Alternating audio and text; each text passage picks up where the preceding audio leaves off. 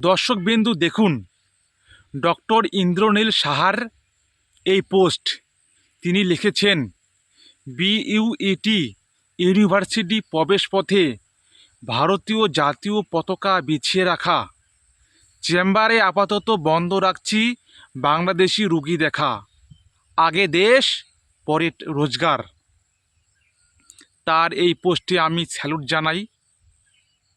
তিনি পরিষ্কার জানালেন যে আগে আমার এই ভারতবর্ষকে সম্মান করতে শিখুন, তারপর আমার চেম্বারে আসবেন। তিনি পরিষ্কার বয়কট জানালেন বাংলাদেশিদের। আগে দেশ পরে রোজগার। আগে আমাদের ভারতবর্ষকে সম্মান করতে শিখুন, তারপর আপনারা আমার এই চেম্বারে ডাক্তার দেখাতে আসবেন। পরিষ্কার জানালেন ডক্টর ইন্দ্রনীল সাহা।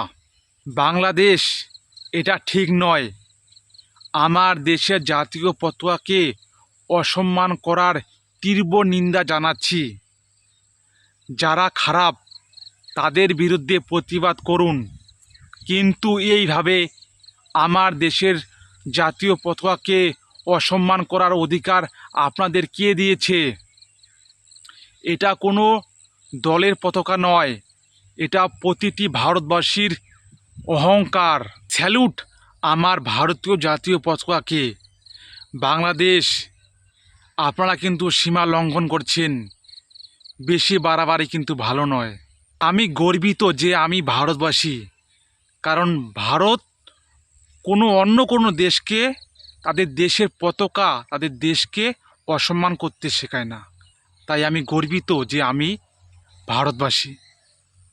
জয় হিন্দ, বন্দে মাতরম, ভারত মাতা কি জয়।